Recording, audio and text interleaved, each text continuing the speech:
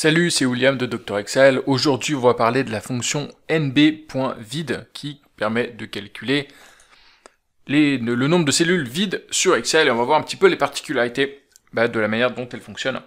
Donc, si tu veux, tu peux télécharger le fichier en dessous avec tous les exemples qu'on va prendre ensemble et puis tu auras accès aussi à une formation et à 3 guides offerts gratuits pour devenir un pro d'Excel. Tous les liens sont sous la vidéo. Alors, la fonction nombre vide, comment elle fonctionne? Elle permet de compter le nombre de cellules qui sont vides. Donc si je fais nb.vide d'une plage, ici, on va prendre 5 cellules au départ, elle me dit qu'il y en a 5 qui sont vides, parce qu'il n'y a absolument rien dedans, comme son nom l'indique. Maintenant, il y a une petite feinte, et c'est ça qui est important là-dedans, c'est que si jamais tu mets un espace, un espace comme ça ne compte pas. Si jamais tu mets une chaîne vide, alors ici il va mettre un double guillemet, mais si tu mets égal du vide, comme ça une chaîne vide, il va te le compter comme vide, alors qu'en fait il y a quelque chose dedans, tu vois. Il y a égal une chaîne vide. Et ça, typiquement, c'est une erreur que tu peux avoir assez souvent, parce que tu sais sûrement que si... quand on souhaite afficher des infos conditionnelles, on va faire par exemple si...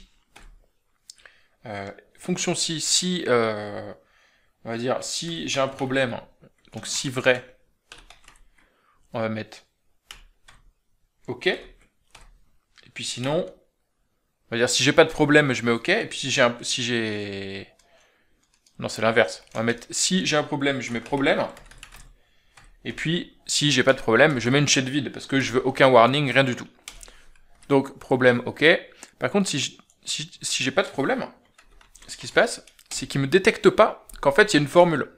Donc ça, c'est important. Même si tu as une formule, mais qui te renvoie une chaîne vide, il te le compte comme étant vide. Et ça, c'est un peu problématique, parce que moi, je peux me dire, OK, là-dedans, il y a 5 cellules vides. Oups. Donc, moi, je supprime tout. Et en fait, j'ai supprimé la formule qui était quelque part, je ne sais plus où. Et ça va supprimer la formule, si tu veux. Donc, attention, nombre de vides, comme son nom l'indique, ça te compte le nombre de cellules vides, avec absolument rien dedans. Par contre, attention, elle te compte aussi les formules qui renvoient à l'état actuel, qui renvoient du vide, et donc ça peut être un petit problème pour... ça peut, malencontreusement, t'amener à supprimer des formules, voilà. Donc, je te laisse regarder en dessous le fichier, si tu veux retester chez toi, t'as les liens vers les formations, y compris les formations gratuites, et les guides offerts pour devenir un pro d'Excel.